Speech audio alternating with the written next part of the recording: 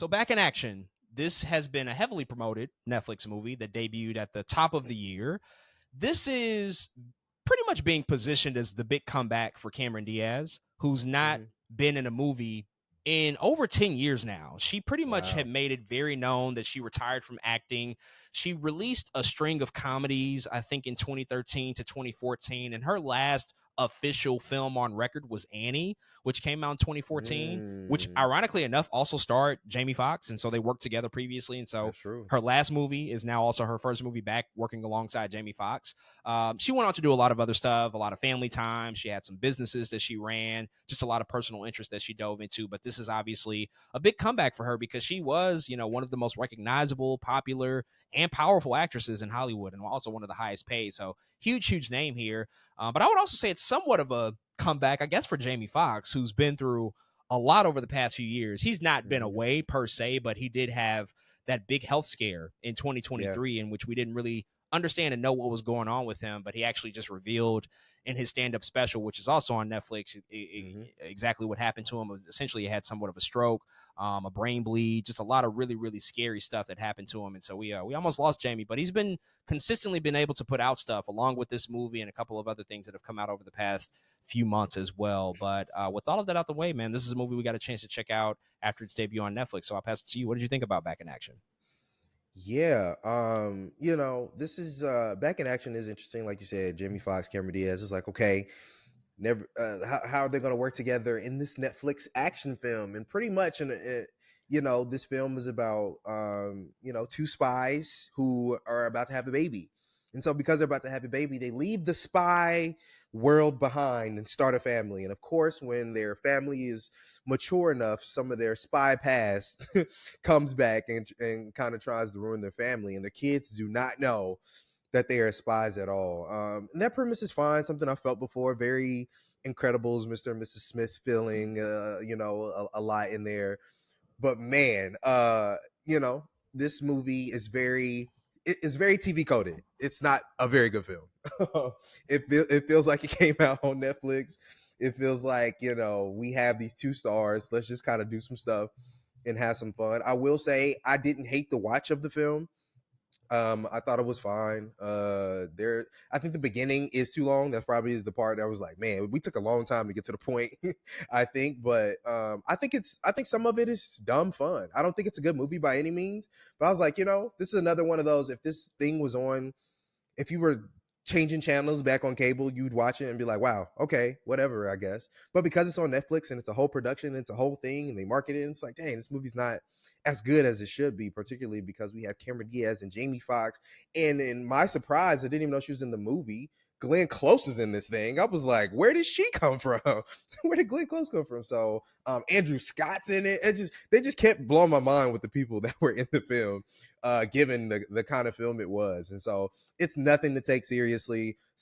Not everything lands. Some of the action is just like, but there are other moments that made me laugh a little bit and that were entertaining ever so slightly. So I didn't hate it, but it's not a good movie if that makes sense. I think it would have been okay on cable, but because it's on Netflix, it's like, oh, this is not a great film. Yeah, it's unfortunate. Netflix keeps doing this, but here we are again with another two stars doing this thing. What's the other movie they came out with a couple months ago? It's like Halle Berry and Mark Wahlberg. I don't know. They just keep doing this thing. It's just like I don't know how we got back here, but I was gonna here we say, are. take your pick. This is nothing new. They've been doing Yeah, a lot of nothing new at these. all.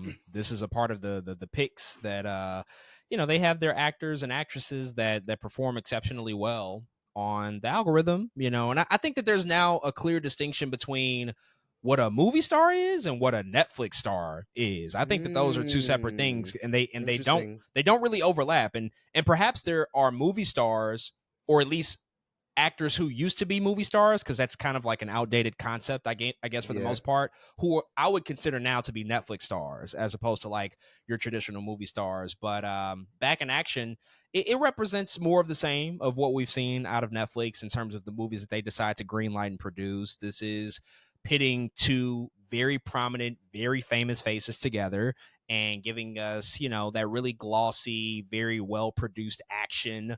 I should say overproduced action that they typically have within a lot of their bigger budget films. And I don't really have a ton to say about it besides the fact that I didn't like it, which is very Mhm. unsurprising. It's about what I expected it to be. The best aspect of it is that, Jamie Foxx was occasionally funny. There were a couple of things that he Mhm. did that were occasionally decent.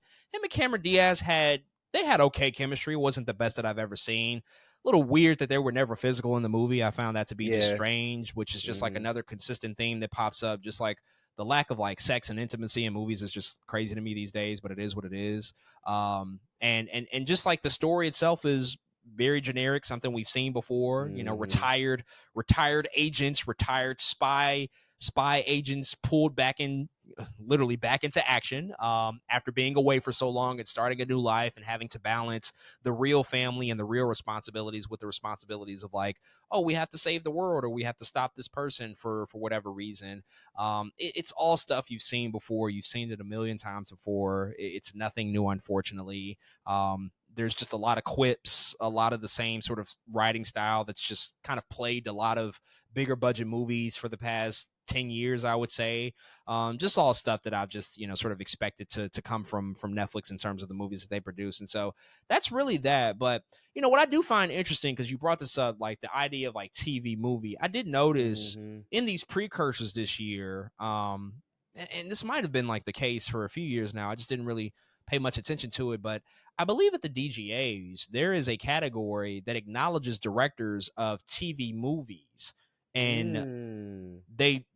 there is a distinction between like a TV movie and what a Mhm. theatrical movie is now. In fact, I think Yeah. at the PGAs they Mhm. actually acknowledge movies that are made for television, quote unquote, or made for streaming. Like I believe Rebel Ridge was nominated in that category at the Okay, okay. PGAs. Yeah. And so it's just an interesting conversation where we might now finally be at the place where people in the industry are like, yeah, guys, these are two different things. Like they Yeah. cannot be considered the same thing. They're not Yeah. on the same playing field, which I do find kind of fascinating because I don't know if that conversation was something that would have been had 5 years ago. But now we're sort of looking at Mm. movies where, a Rebel Ridge, it comes out, it's really good, but are we going to put that on the same level playing field as Dune Part 2 or Wicked or whatever the case may be, whatever you want to stack it up against? I just find that that's like an interesting, it seems like turning point that we might be at where there seems to be somewhat of a better consensus in terms of the differences and I guess a few of the similarities between something that's made for television or made for streaming Mhm. as opposed to something that has a full traditional theatrical rollout. When you bring up that point, and it makes me, and I like that you're saying that, because that did also make me think of what you were saying, the difference between movie star and what Netflix star is now. Because there was a time where we knew the difference between, I don't know, just think of any big movie star, and what Steven Seagal was doing. You know what I'm saying? Everything he was doing was direct to video, and you knew what you were getting with a Steven Seagal film. Like you knew exactly what you were about to watch. And so it's just weird that it took us this long to recognize that this is kind of the new version of that in a way. Like they're just putting out these things. To me, Back to Action is a direct to video movie. Like we don't have to Mm. think it's some, you know what I mean, big thing. But if I was to turn on the TV and watch it, I'd be like, oh, okay, it's direct to video film. That's fine. Like, and I feel like we would manage our expectations differently because of that. And so yeah, it's really interesting you brought that up, because I think those two ideas kind of go hand in hand, whether it's Netflix or direct to TV kind of films and direct to video, and the same thing with like Netflix stars and movie stars. I think those things are definitely directly related. Yeah, because look at somebody like Millie Bobby Brown, probably the Hmm. biggest Netflix star on the For planet, sure. not a Yeah. movie star. That Oh, that is no box those are office. those literally none. Like No she box is office. she is like a slave to Netflix at this point. I Yeah. mean, they just turn her out in everything, and so that's like a clear distinction. It is the PGAs. In fact, I did just look it up, and so they have Hmm. outstanding producer of streamed or televised motion pictures. Guess what's in the category? We have Rebel Ridge, Carry On, The Oh. Killer, which was on Peacock. I reviewed that, the Hmm. remake Hmm. of The Killer, The Greatest Night in Pop, and Hmm. Unfrosted. These movies, they are not the same as what the fuck we were They're just talking not the about with the same. Oscars. You know what I'm Yeah. saying? Like that is Hmm. what I'm pointing out here. Like that's just not.